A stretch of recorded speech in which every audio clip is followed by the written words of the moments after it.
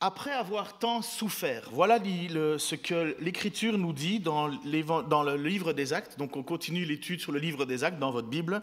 Le livre des Actes, c'est coupé en deux. Donc c'est l'évangile de Luc. Luc qui était un médecin et qui en même temps fait un travail d'analyse, de recherche. Il va chercher et compiler les textes qu'il trouve à gauche, à droite, mais en même temps il va chez des gens qui ont vu... physiquement et oculairement, enfin forcément, qui ont été présents avec Jésus, et il va les interroger pour connaître véritablement l'histoire de Jésus. Et le texte nous dit « J'ai soigneusement compilé », donc ça c'est dans l'évangile de Luc, et dans son deuxième texte, il va parler à cette même personne qui lui a commandé un livre, un certain Théophile.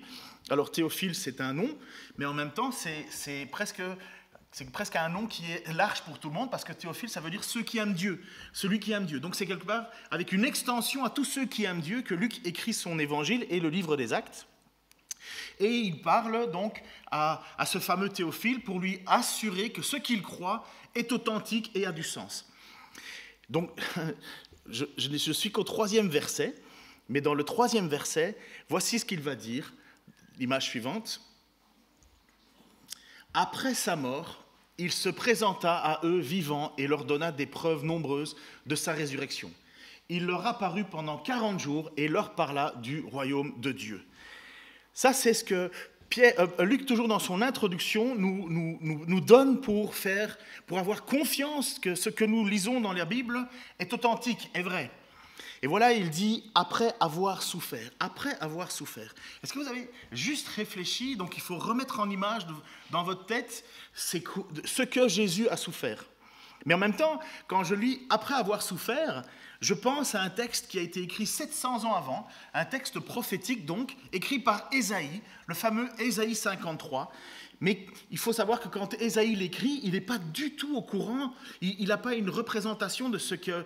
il ne sait pas le nom de Jésus. Nous avons la grâce de connaître ce nom, mais lui, il ne le connaissait pas.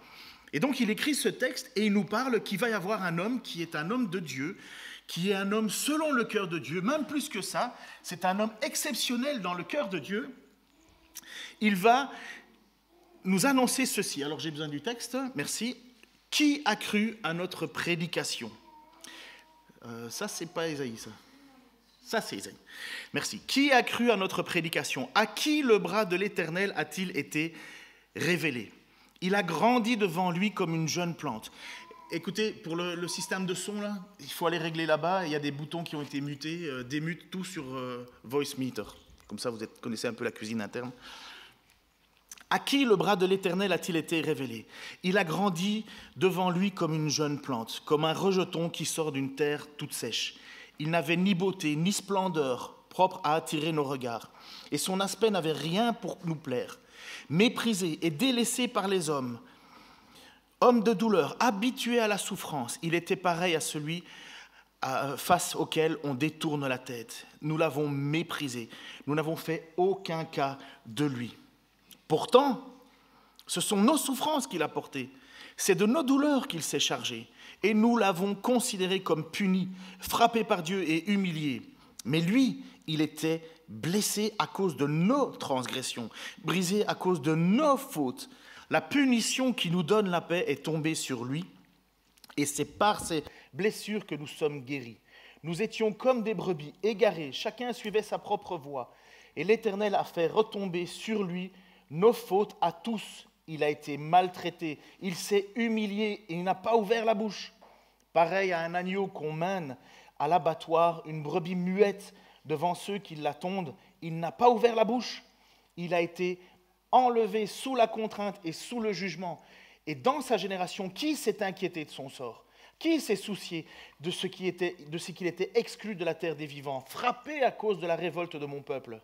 On a mis son tombeau parmi les méchants, sa tombe avec les riches, alors qu'il n'avait pas commis de violence et il n'avait pas eu de tromperie dans sa bouche. Lorsque les premiers chrétiens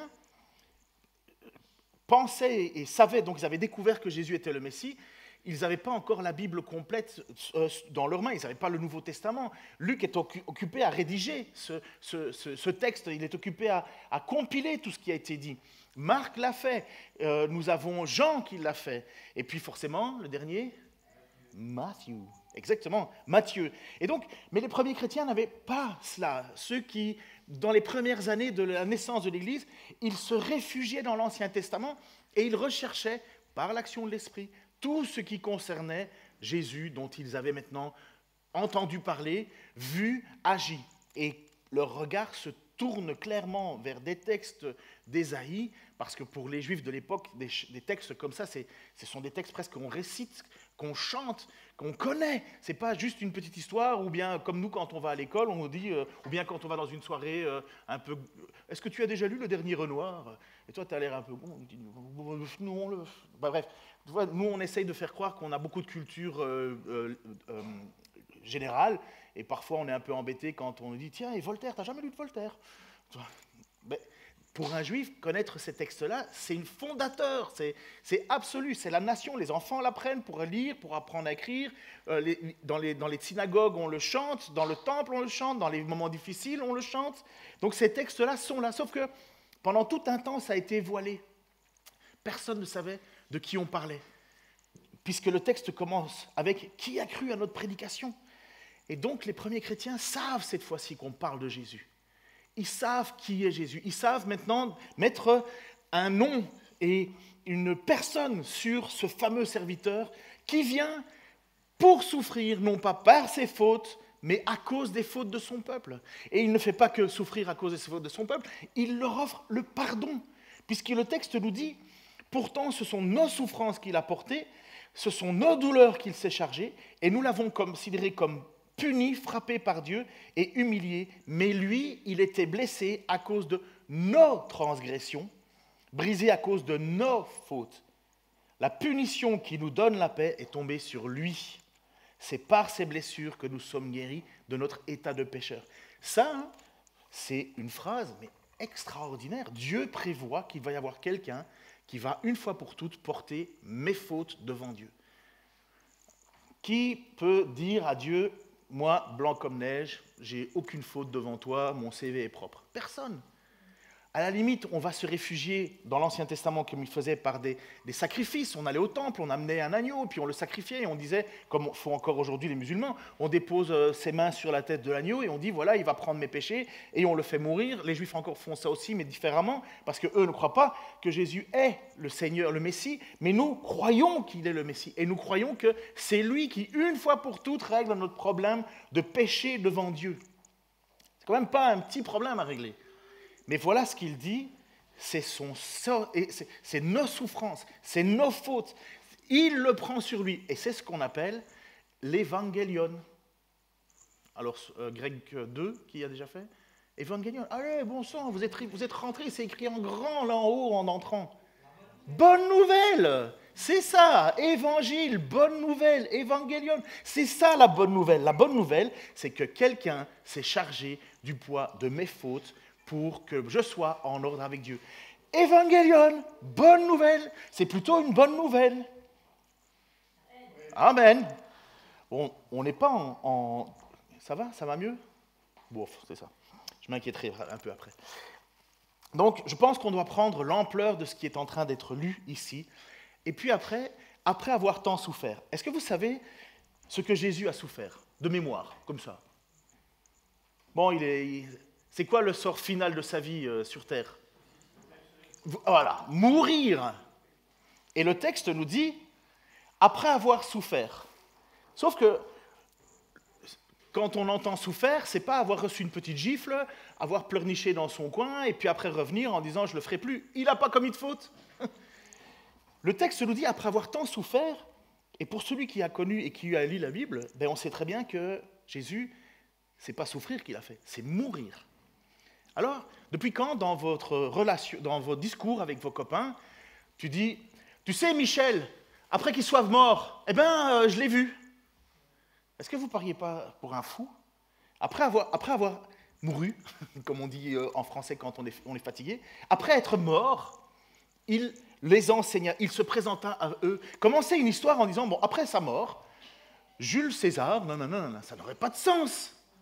Je suis le seul à qui ça fait rire. Vous êtes déçus qu'on n'a pas vu Otis? On va le voir, je vous promets, on va le voir. Ça marche maintenant? On verra ça après. On verra s'il y a des gens qui lèvent les mains déjà quand je demande de lever les mains. Et si vous levez les mains, après ça, je ferai peut-être un petit cadeau. Sinon, ben, ça sera...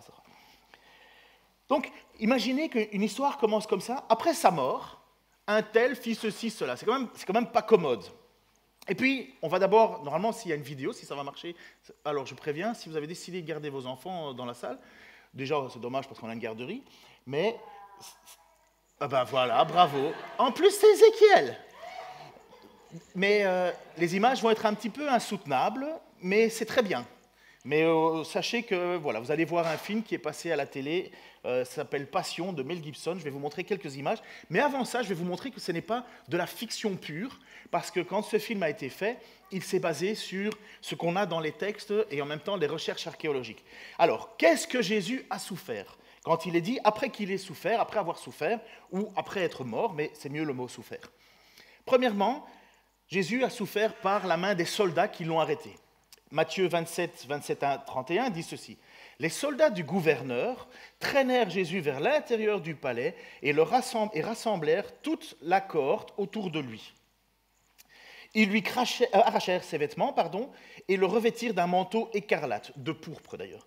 Ils lui posèrent sur la tête une couronne tressée de rameaux épineux. Alors, les rameaux épineux, je ne sais pas si... Alors, ce n'est pas une rose, hein, mais je ne sais pas si vous avez déjà été dans certains endroits, il y a des brouilles, enfin, je sais pas, non, pas des plantes... ouais, des salopes, qui piquent. Mais des ronces avec des pics comme ça, quoi. C'est pas des petites ronces, et c'est plus piquant qu'une aiguille. Et quand tu tombes là-dedans, comme un cactus, quoi. Mais cactus à la mode orientale. Et on avait fait une tresse, et quand on le pousse sur la tête, ça transperce. C'est pas juste une petite couronne, c'est vraiment quelque chose qui fait mal dans le but d'humilier. Et donc, il lui dit, et quand on lui met le manteau de pourpre, c'était un signe royal. En fait, ils veulent humilier Jésus, puisqu'il disait, voilà, c'est toi donc le roi des Juifs, et il l'affuble, il le maltraite, et cette couronne d'épines, ça ne va pas faire du bien. Donc, ils lui placèrent un roseau en guise de sceptre, donc vous voyez, petit roi, quoi, vraiment l'idée de se moquer de lui. Dans sa main droite, ils placèrent un roseau, ils s'agenouillèrent devant lui en disant sur un ton sarcastique, « Salut, roi des Juifs !» Ils crachaient sur lui, prenant le roseau, ils le frappaient à la tête. Quand ils eurent fini de se moquer de lui, ils lui ôtèrent le manteau, lui remirent ses vêtements et l'emmenèrent pour le crucifier. Jean, l'apôtre Jean, nous dit ceci, parce que vous savez qu'il y a 4 évangiles, et ce sont des évangiles qu'on appelle synoptiques, c'est qu'ils regardent la même histoire, mais ils donnent un point un peu différent. Alors Pilate donna l'ordre d'emmener Jésus et de le faire fouetter. Les soldats lui mirent sur la tête la couronne tressée de rameaux épineux et ils l'affublèrent d'un manteau de couleur pourpre et s'avança au-devant de lui et il criait « Salut, roi des Juifs !» et il lui donnait des gifles. Quand il est dit, le faire fouetter, il y avait des règles. C'était pas n'importe quoi, on vivait pas n'importe comment. Même au temps des Romains, il y avait des règles, des lois, des façons de faire. Et ils avaient aussi un code qui était édicté pour comment on doit fouetter, et avec quoi on doit fouetter. Et les coups de fouet, c'est 40 coups de fouet. Les Juifs, c'était 40 coups moins 1. Les Grecs, les Romains, c'était 40 coups. Et parce que dans l'Écriture, il y avait des normes pour les Juifs, mais les Romains, eux, ils avaient leurs normes à eux. Et quand on fouettait avec ces fouets, ce n'était pas juste des lanières en cuir, il y avait au bout de ces lanières en général des bouts d'os qui faisaient que quand on te frappait, ça arrachait des lambeaux de peau. C'était pas gentil. Le but, ce n'était pas de faire du bien, le but, c'était de faire mourir. Et surtout pour quelqu'un qui avait été condamné de crucifixion, l'idée, c'était d'affaiblir la personne avec du sang qui allait couler un peu de partout et que la personne n'ait pas beaucoup de force. Parce que... Bon, c'est un peu gore ce matin, mais bon, on est proche d'Halloween ou c'est fini, je ne sais plus, enfin bref. Donc là, c'est du vrai Halloween biblique. Mais donc là, vous avez un crucifié, c'est quelqu'un qui est mis sur une croix, et le principe de la mort par crucifixion, c'est une mort lente, par étouffement. On s'étouffe soi-même. En fait, on n'a plus de force pour on est pendu au bras, tendu, et puis à un certain moment, on a nos pieds mis un peu de travers, et si tu relâches, ben, tu ne peux pas respirer, si tu pousses, tu peux. Si tu relâches, tu ne peux pas respirer, si tu pousses, tu peux. Mais voilà, c'est vraiment l'idée d'une mort lente par asphyxion. Et donc, on ne voulait pas que ces gens-là traînent des heures, sauf Néron, lui, il s'amusait, parce que c'était vraiment un horrible personnage, mais on ne voulait pas qu'ils meurent trop, et on voulait un peu les affaiblir, on voulait qu'ils n'aient pas de force, parce que tu pouvais avoir des gaillards qui auraient pu tenir longtemps. Hein. Mais non, on les frappait, on les flagellait dans le but de la crucifixion. Ça va, vous... Il n'y a pas encore les images. Hein. À partir de midi, nous dit Matthieu, versets 27, 45 à 50, à partir de midi et jusqu'à 3 heures de l'après-midi, le pays entier fut plongé d'obscurité. Il y a eu quelque chose d'extraordinaire, comme une espèce d'éclipse solaire. Je ne sais pas qui a déjà vécu une éclipse solaire. En plein jour, il fait noir, c'est étonnant. On se dit, mais qu'est-ce qui se passe? Même les oiseaux se taisent, c'est fou. Et vers 3 heures, Jésus s'écria d'une voix forte, « Eli, Eli, lama sabachthani », ce qui veut dire « Mon Dieu, pourquoi m'as-tu abandonné ?» Je vais perdre trop de temps. Mais il dit ça pourquoi? Parce que le péché est tombé sur lui. C'est à ce moment-là, Eli, Eli, lama sabachthani, c'est à ce moment-là qu'il porte le péché du monde, et parce qu'il ne peut pas y avoir de relation entre un Dieu et un pécheur, il est séparé de Dieu. Pour la première fois, Christ est séparé de son Père. Dans quel but? C'est nos souffrances qu'il a portées, c'est nos péchés. Et à ce moment-là, il crie. Et puis en dessous, à ses pieds, en entendant ces paroles, quelques-uns de ceux qui étaient là disaient, et il appelle Élie. L'un d'entre eux courut aussitôt pour prendre une éponge et un bibat de vinaigre et le piqua sur un roseau. Le but, c'est d'arriver à hauteur du crucifié. Il le présenta à Jésus pour qu'il le boive. Quand les autres dirent « Attends, on va bien voir si Élie vient le délivrer ». À ce moment-là, Jésus poussa de nouveau un grand cri et rendit l'esprit. C'est la mort du Christ. Vous voyez, les gens sont à ses pieds et ils n'ont qu'une seule envie, c'est de l'humilier encore un peu plus.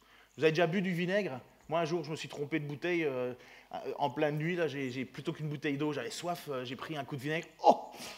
Et quand tu as très soif et qu'elle te pendu au soleil, je peux vous dire que le vinaigre, c'est loin d'être désaltérant. Les soldats, pour être bien certains, on est à la veille de la Pâque. Ah, c'est après.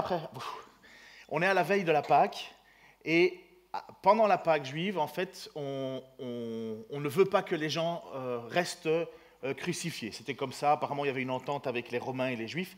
Et on veut s'assurer que les crucifiés soient vite morts et enterrés. Et donc, pour s'assurer de cela, avant le sabbat, on envoie des soldats pour casser les tibias des crucifiés. C'est pas compliqué. Un tibia cassé, tu ne peux plus te soulever, donc forcément, tu t'asphyxies. Tu n'as plus de force, c'est comme accélérer rapidement. C'est Jean qui nous le dit, au verset 19, verset 32, chapitre 19, verset 32-37. Les soldats vinrent donc et brisèrent les jambes au premier des criminels crucifiés avec Jésus, puis à l'autre. Quand ils arrivèrent à Jésus, ils constatèrent qu'il était déjà mort et ils ne lui brisèrent pas les jambes. L'un des soldats lui enfonça sa lance, le pilum, ça s'appelle un pilum, dans le côté, et aussitôt en sortit de l'eau et du sang. Ce qui nous prouve, pour ceux qui font en médecine, en fait, qu'il est bien mort par asphyxion. Il s'est asphyxié parce que quand on s'asphyxie, on a de l'eau dans le sang, les poumons, et voilà, ça a été percé. Écoutez cette petite phrase quand même de Jean. Celui qui rapporte ces faits les a vus de ses propres yeux. Et son témoignage est vrai. Il sait parfaitement qu'il dit la vérité pour que vous aussi, vous croyez. Pourquoi est-ce qu'il répète tout ça? Pourquoi il annonce tous ces moments difficiles, ces moments cruels, dans un seul but? Afin que vous croyiez. En effet, tout cela est arrivé pour que se réalise cette parole de l'Écriture. Aucun de ces autres ne sera brisé. De plus, un autre texte déclare, ils tourneront les regards vers celui qu'ils ont transpercé. À un moment, le peuple va se rendre compte, surtout après la résurrection, que Jésus est le Messie. Ils tourneront le regard vers celui qu'ils ont transpercé. Les premiers chrétiens, c'est des Juifs qui ont accepté Jésus comme étant leur Messie, celui qu'ils ont attendu. Et donc, alors normalement, il y a la petite vidéo. S'il n'y a pas, c'est grâce pour vous. S'il y a, c'est vraiment pour mettre, et je l'avoue, plus de poids sur ce qui va être dit par l'après. On va voir. Ça ne marche pas, c'est pas grave. C'est bon, tu peux passer, on va pas arrêter. Je pense que mentalement, vous vous êtes fait déjà l'image. Hein. Voilà, normalement, vous auriez dû voir Jésus en croix, mort, pendant au bois, puisqu'il pend vraiment au bois, parce qu'il est mort. Quoi? C'est l'image. Non, je ne peux pas le gérer d'ici, chérie, je veux pas, c'est pas grave. C'est que Dieu ne veut pas, si Dieu veut pas. Voilà ce que les apôtres ont eu comme dernière vision, leur Christ en croix pendant au bois. Mais, comprenez, eux, ils ont passé 3 ans avec Jésus, Et ils l'ont vu faire des miracles incroyables. Il a vu nourrir 2 fois 5000 personnes, sans compter les femmes et les enfants. Ils ont vu Jésus marcher sur l'eau, ils ont vu Jésus ressusciter des morts, ils ont vu Jésus guérir, rendre la vue à des aveugles, redonner à des sourds la possibilité d'entendre, relever un gars qui, ça faisait 38 ans ou 28 ans, j'ai un doute, qui était au bord de l'eau, d'une piscine, en espérant avoir un miracle. Jésus, pour eux, vous comprenez, c'est l'imbattable. C'est l'imbattable. Avec lui, on va faire tout ce qui est possible. Qu'est-ce qui pourrait empêcher notre Dieu de pouvoir atteindre Jérusalem et de transformer ce peuple, transformer ce monde, de bouter les Romains dehors et de redonner à Israël toute sa gloire? Pour eux, c'est le meilleur, il n'y en a pas d'autre. Et ils sont même convaincus que Jésus est le Messie, puisque Pierre l'a dit, tu es le Messie, tu es le Christ, le Fils du Dieu vivant. Et Jésus lui avait dit, tu dis ça, c'est bien, tu es heureux, Simon-Pierre, mais c'est mon Père qui te l'a révélé. On verra ça, gardez ça en tête. Ça va jusqu'à présent, vous êtes triste de ne pas avoir vu un peu d'image? C'est pas grave, ça va aller. Donc ils sont là, et la dernière fois qu'ils ont vu leur Jésus, maintenant dans leurs yeux, c'est un homme qui pend au bois. Et ils ne comprennent pas. Ils sont là à le regarder, et puis on emmène ce Christ, leur Messie, leur maître, leur rabbi, on l'amène dans un tombeau. Et voilà qu'ils sont 3 jours, puisque c'est ça un peu, c'est 2 jours et demi, l'image, bref, il est mort. Mais dans quel état vous seriez si votre plus grand espoir sur la terre, le Dieu fait homme, marchait avec vous? Déjà, vous avez appelé à le suivre, parce que apôtre, c'est quelqu'un qui a été choisi par Jésus au milieu des disciples. Vous vivez des moments extraordinaires avec lui, vous voyez ce que vous n'avez jamais vu, et puis maintenant, vous regardez votre Messie, on descend son corps d'une croix, on se dépêche, parce que ça va être le sabbat, on se dépêche de le jeter dans un tombeau. On n'a même pas le temps de l'embaumer, ce qui est normalement une base, mais on n'a même pas le temps, c'est vraiment, hop, on jette son cadavre vite fait, et vous êtes là, et vous vous demandez, mais qu'est-ce qui s'est passé? Où ça a foiré? Est-ce que c'était le bon? Est-ce qu'on s'est fait manipuler? Est-ce qu'il n'y a plus d'espoir? Est-ce que... Ils ne comprenaient pas. Ils ne comprenaient pas. Et je vous passe, parce que ce sera le message de Pâques, ça, mais Jésus, on leur annonce qu'il est ressuscité. C'est pas normal, ça. Honnêtement, c'est pas normal. Vous avez déjà entendu cette histoire-là? Bon, et après avoir passé 3-4 jours à la morgue, alors je parle de quelqu'un qui est vraiment mort. C'est arrivé que des gens étaient à la morgue, mais ils avaient un pouls tellement bas qu'ils étaient indécelables, mais en fait, ils étaient encore vivants. Ils n'étaient pas morts, ils étaient vivants. Mais quelqu'un, presque mort, mais vivant, mais quelqu'un qui est véritablement mort, quand on lui enfonce un pylône dans les poumons, je peux vous assurer, tu n'échappes pas. Surtout si tu as de l'eau et du sang qui sort, ça veut dire que les poumons sont touchés, c'est mort. Bref, ils sont là et on leur annonce que Jésus est ressuscité. Ça sera le message de Pâques. Est-ce qu'ils y ont cru? Mais non! Mais c'est tellement énorme! Parce que la dernière chose qu'ils ont vue, c'est leur Messie en croix. Et le texte nous dit, c'est Marc qui nous le dit dans le chapitre 16, verset 14, « Plus tard, il se montra aux 11, donc c'était les 11 puisque Judas était parti, les apôtres, pendant qu'ils étaient à table, et Jésus, qu'est-ce qu'il leur fait? Il leur reproche leur incrédulité et leur aveuglement parce qu'ils n'avaient pas cru ceux qui les avaient vus ressusciter. » Pourquoi? Pourquoi est-ce qu'il leur reproche leur incrédulité? Parce que Jésus leur avait annoncé, il leur a dit, « Il faut que je meure. Il faut que je ressuscite, il faut que le Fils de l'homme soit livré, il le faut. » Mais eux, ils ne le voulaient pas. Pourquoi? Tu ne veux pas que ton héros meure. Et eux, ils ne le voulaient pas. Et même quand on leur dit, il est ressuscité, ils ne le croient pas.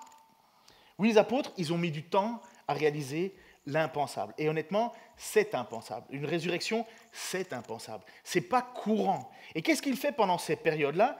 Il se présenta à eux, je crois que c'est l'image suivante, voilà, il se présenta à eux, vivant, et leur donna de nombreuses preuves qu'il était ressuscité. Alors, moi, une des preuves que mon gamin est vivant, c'est quand il mange à table avec nous. Parfois, il est à la maison, mais il est dans sa chambre. Parfois, je dis à Anne, il est où, Denis? Elle me dit, il est là. Je dis, je ne l'ai même pas vu. Donc, ouais. Alors, quand Jésus va se retrouver avec ses apôtres, à un certain moment, les apôtres, ils se disent, la dernière fois que je t'ai vu, tu étais mort. Et maintenant, tu es vivant. Alors, qu'est-ce que tu es? Alors, les plus stressés vont dire, c'est un fantôme. D'autres vont dire, c'est un esprit. Et qu'est-ce qu'il faut que Jésus fasse pour que ces hommes qui sont incrédules se mettent à croire? Et ben, il va manger un petit bout avec eux. Vous croyez que je rigole, hein? C'est vraiment vrai. Luc 24, 36 à 43. Pendant qu'ils s'entretenaient, donc les apôtres sont là en train de discuter, Jésus se trouva au milieu d'eux et leur dit « Que la paix soit avec vous », le fameux shalom, « Que la paix soit avec vous ». Mais ils furent saisis de crainte et d'effroi en croyant voir un esprit. « Et pourquoi êtes-vous troublés ?» leur dit Jésus.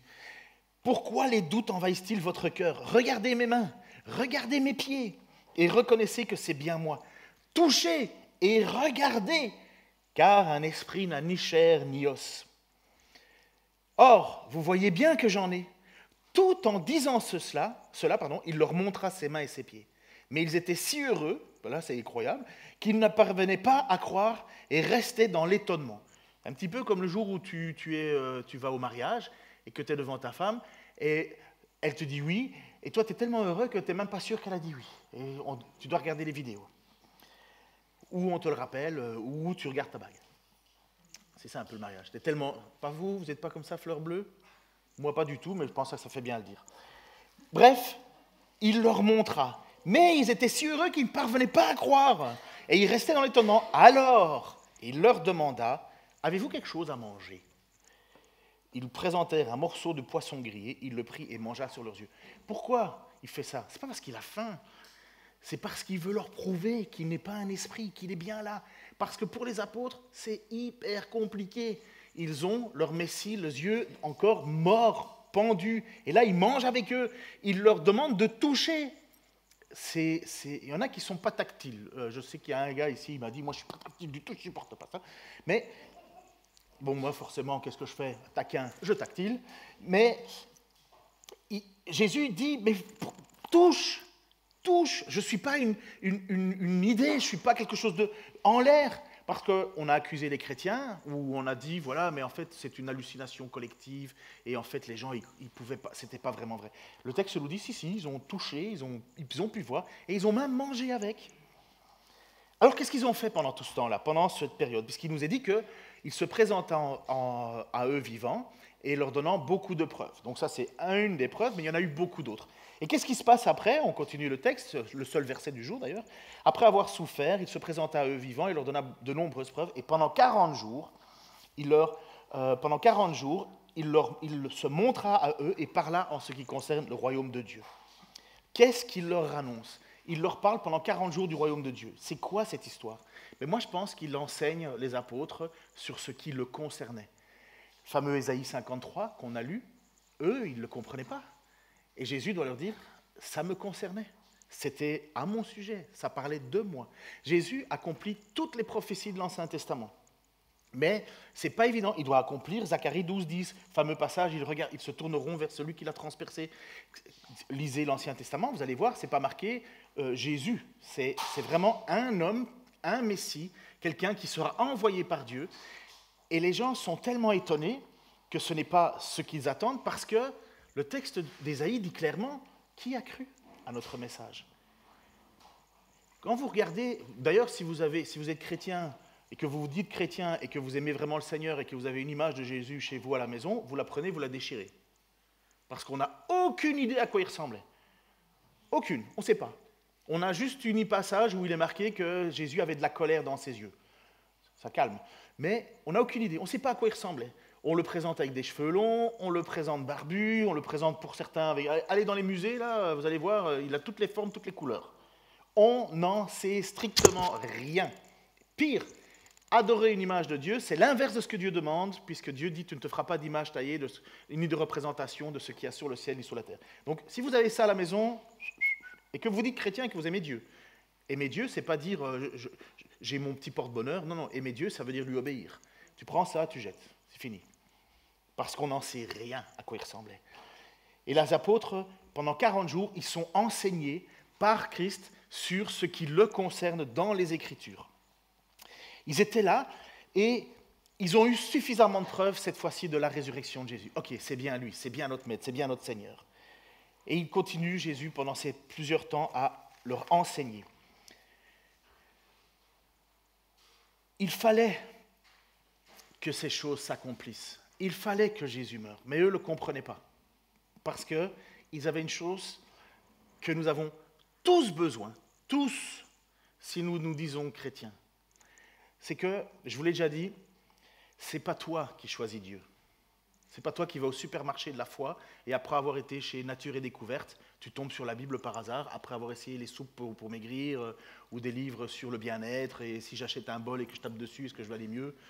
Ouais, tu vas surtout avoir beaucoup moins d'argent, hein, mais on nous vend du bonheur en sachet aujourd'hui. Hein. C'est n'importe quoi.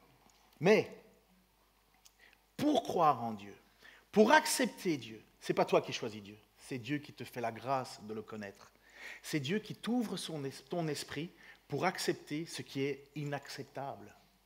Pour comprendre que notre Dieu n'est pas un Dieu qui s'enferme dans une boîte. Ce n'est pas nous qui domptons Dieu. Si tu crois en Dieu, c'est parce que Dieu te permet de croire en lui. Mieux, c'est que Dieu t'offre la chance de pouvoir être pardonné de tes fautes. C'est Dieu qui fait ça. Et regardez pourquoi je peux le dire, pour ceux qui viennent à cette église, ils savent, j'en parle suffisamment assez. Mais dans Luc, versets 24, 44 à 49. Donc on est toujours dans cette pièce où les apôtres sont là. Jésus est apparu au milieu d'eux, il mange avec eux. Et puis il leur dit ceci.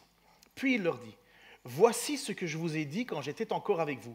Il faut que s'accomplisse tout ce qui est écrit de moi dans la loi de Moïse, les prophètes et les psaumes. Donc tout l'Ancien Testament.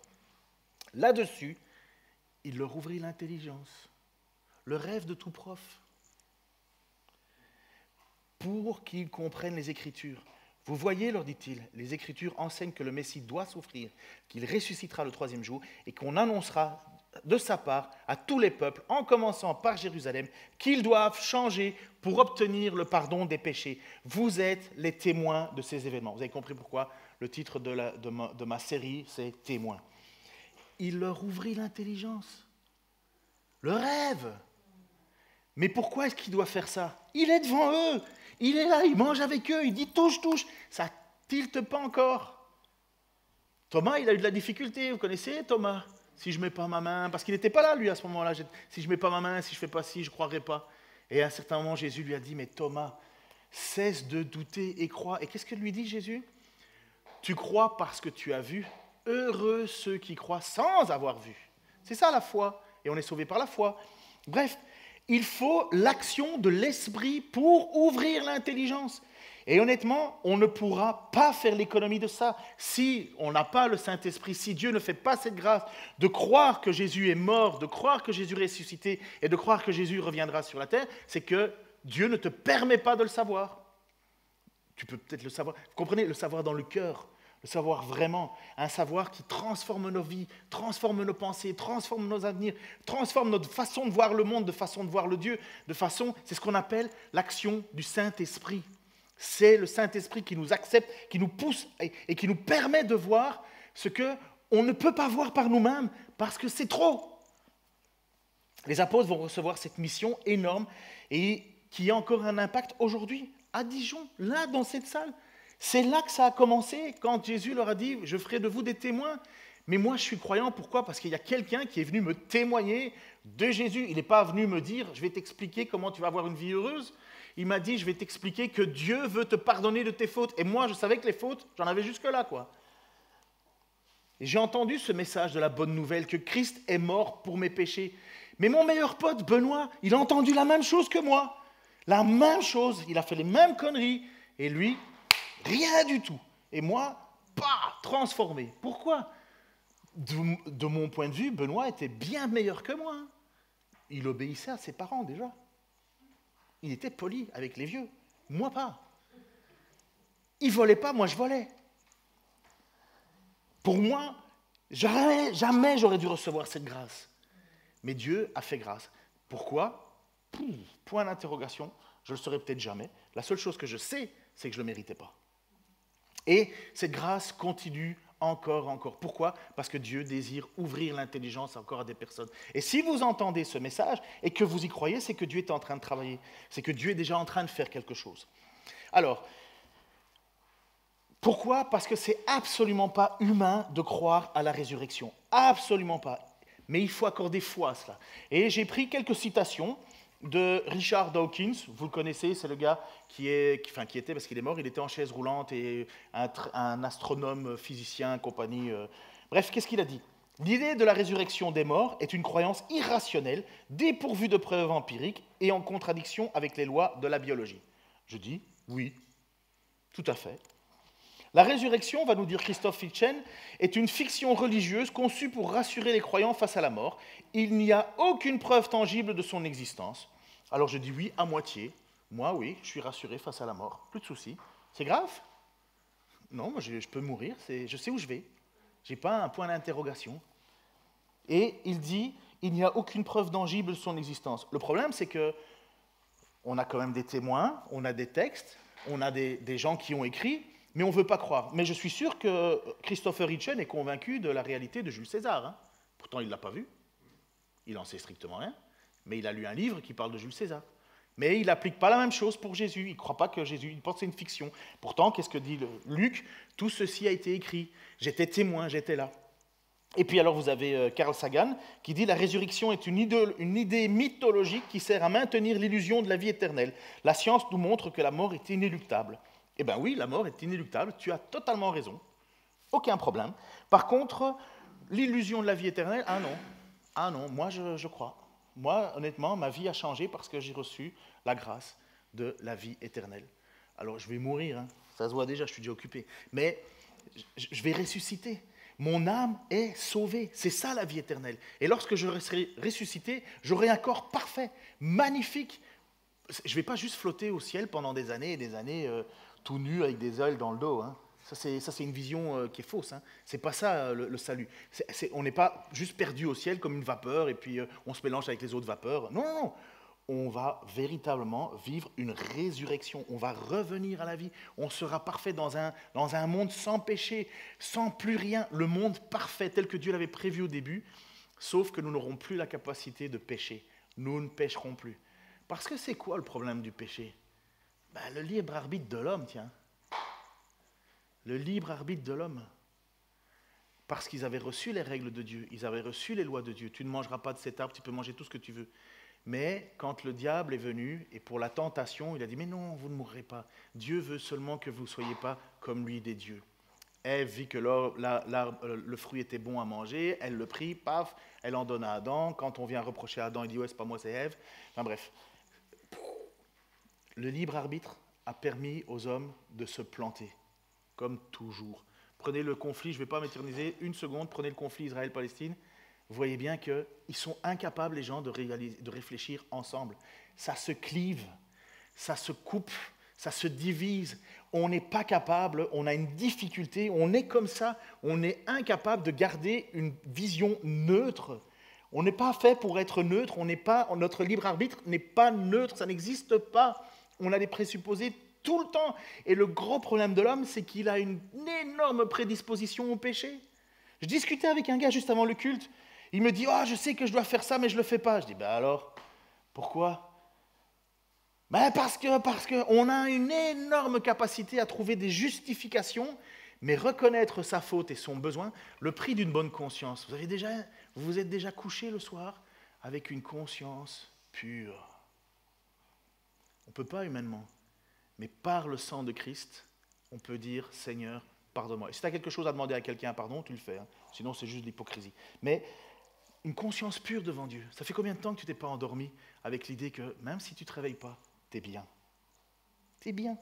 Tu vas avec ton Seigneur qui a payé le prix et surtout qui nous a prouvé que la mort pouvait être vaincue puisqu'il est ressuscité. Alors moi je crois, comme ces gens, Dawkins, que c'est une folie. Ah ouais, c'est une folie. C'est une vraie folie la résurrection. Mais parce que tu le crois, c'est que Dieu t'a donné la possibilité d'entendre un message qui peut te transformer, qui peut te donner une eau, comme dit de façon imagée, Jésus va dire, il peut te donner une source de vie qui découlera jusque dans la vie éternelle. Il dit ça à une femme qui vit complètement de travers, et elle dit, mais je sais qu'un jour, il va y avoir quelqu'un qui va nous annoncer qui est Dieu. Et Jésus lui dit, puisqu'elle parle avec lui, elle dit, je suis celui-là. Je suis celui avec qui tu parles. Dieu fait grâce à cette personne qui est mais vraiment au bout du rouleau dans sa vie. Et cette personne, après ça, le texte nous dit que cette Samaritaine, elle a été touchée, elle est allée annoncer à tous ses amis, à tous ses collègues, à toutes les personnes du village, venez, je pense avoir trouvé le Messie, le Messie. Waouh, la grâce est rentrée dans sa vie. Alors pourquoi je peux dire, et je termine avec ça, pourquoi est-ce que je peux avoir la certitude qu'ils ont une partie raison, les Dawkins, Hitchen et Sagan, sur la question que c'est une folie? Parce que Paul, c'est ce qu'il dit clairement. Il dit, nous on croit en un Messie, on croit dans un Messie, c'est mon Seigneur et Sauveur, lui, Jésus-Christ. Mais pour les autres, c'est une folie. Un Dieu qui meurt. Pour les Juifs, c'est un scandale. Mais non, notre Dieu, il ne peut pas mourir, c'est Dieu. Pardon pour l'accent. Mais Paul va le dire aux Corinthiens. Il va dire, les hommes ont une sagesse. Vous avez une sagesse, les hommes. Mais c'est pas grand-chose devant Dieu, votre sagesse. Et voilà comment il va l'expliquer. En effet, la prédication de la mort de Christ sur une croix est une folie aux yeux de ceux qui se perdent. Perdre, ça veut dire vont vers l'enfer. Mais pour nous qui sommes sauvés, elle est la puissance même de Dieu. N'est-il pas écrit, je détruirai la sagesse des sages et je réduirai à néant l'intelligence des intelligents? Où est le sage? Où est le spécialiste de la loi? Où est le raisonneur de ce monde? Dieu n'a-t-il pas changé en folie la sagesse du monde? En effet, là où la sagesse divine a été manifestée, le monde n'a pas reconnu Dieu par le moyen de la sagesse. C'est pourquoi Dieu a jugé bon de sauver ceux qui croient par un message qui annonce une folie. Oui, tandis que d'un côté les Juifs réclament des signes miraculeux et que de l'autre les Grecs recherchent la sagesse, nous prêchons un Christ mis en croix, ce qui est une cause de rejet pour les Juifs et une folie pour les Grecs. Mais pour tous ceux, ce n'est pas pour tous ceux qui ont choisi Dieu, je le répète, mais pour que tous ceux que Dieu appelle, qu'ils soient juifs ou grecs, Christ est la puissance de Dieu et sagesse de Dieu. Car la folie de Dieu est plus sage que la sagesse des hommes, et la faiblesse de Dieu est plus forte que la faiblesse de Dieu est plus forte que la force des hommes. Si vous croyez que Jésus-Christ est le Messie, si vous croyez qu'il est mort et qu'il est ressuscité, c'est déjà que Dieu vous fait une grâce. C'est déjà que Dieu vous appelle. Et il n'appelle pas pour rien, il appelle pour offrir la vie éternelle. Moi, je ne sais pas, je suis un peu gore comme gars. Enfin, il faut savoir que dans ma jeunesse, moi, j'ai fait pas mal de bêtises, mais après ça, j'ai travaillé pour la police. Et puis, je n'avais aucune difficulté à voir des cadavres. Je n'étais pas non plus joyeux, je n'en faisais pas une fête. Mais m'en fous, ça ne me touche pas. Voir des morts, ça ne me touche pas. Et moi, regarder des vidéos où des gens, ils passent... la dernière vidéo que je regardais, c'est un gars, il court parce qu'il se fait choper par les flics, il veut s'enfuir, il traverse la rue, il y a une bagnole qui le tape, et la vidéo ne s'arrête pas, elle continue. Le gars, il est mort, fini, pouf, en une fraction de seconde. Pouf! Et voilà, il est devant Dieu. Alors, où est-ce que tu crois que Dieu peut te ressusciter? Ce qui est une folie aux yeux des hommes. Une folie. Mais pour Dieu, c'est une sagesse. Et pourquoi Dieu veut faire cela? Parce qu'il ne veut pas que nous croyions que nous pouvons nous présenter devant lui en disant « J'ai bien réfléchi, tout compte fait, j'ai pesé le pour-contre, je pense que je vais te choisir. » On parle de Dieu. Qui va dire à Dieu, je t'ai choisi au milieu du marketing, tu étais le meilleur plan. Mais c'est mettre Dieu à notre botte, ça. C'est Dieu qui nous dit, je t'appelle. Et ou tu l'acceptes, ou tu le rejettes. Oh, c'est une folie aux yeux des hommes. Mais pour moi, c'est une sagesse, c'est une grâce. Seigneur, je te remercie pour cet amour que tu as manifesté en ton Fils Jésus-Christ. Je te remercie parce que tu nous as appelés beaucoup et tu continues à appeler. Ton appel, Seigneur, se renouvelle tant que tu auras décidé que les jours continueront. Nous savons et nous attendons, Seigneur, ton retour. Nous savons que tu reviendras et que là, il sera trop tard. Seigneur, mais je te prie que tu continues à renouveler ta grâce, que tu continues, Seigneur, à en appeler. Parce que je sais, Seigneur, ce que tu offres en échange. Tu nous libères du péché qui nous accole si facilement. Tu nous libères, Seigneur, de nos situations où nous avons absolument crainte de la mort. Tu nous libères, Seigneur, de notre mauvais penchant nous-mêmes, Seigneur. Tu nous libères, moi, tu m'as libéré de la drogue, Seigneur, miraculeusement. Tu en as libéré d'autres de l'alcoolisme, tu en as libéré d'autres de l'adultère, tu en as libéré et tu continueras à nous libérer des effets du péché dans notre vie. Mais Seigneur, le plus important, c'est que tu nous offres le pouvoir de ressusciter avec toi. Tu nous as donné une preuve, Seigneur, en ressuscitant toi-même. Je te prie pour mes frères, mes sœurs, ceux qui te cherchent, qui ne te connaissent pas, que tu te révèles encore à eux. Pour les uns, pour qu'ils puissent retrouver la joie de leur salut. Pour d'autres, pour qu'ils puissent persévérer dans les moments difficiles. Et pour d'autres, Seigneur, qu'ils puissent être sortis dans les méandres, Seigneur, de cette vie qui va nulle part. Pour que tu leur offres une espérance, qu'ils puissent baser leur vie sur le roc. Tu es le rocher. Que ton nom soit béni encore ce matin, Seigneur, à travers les temps qu'on va passer, à travers les chants, à travers, Seigneur, les temps de raclette et de bonne nourriture ensemble, de joie d'être ensemble, Seigneur. Et continue à nous garder jusqu'à ton retour ou à notre mort ici, Seigneur. Amen. Bon, je vais aller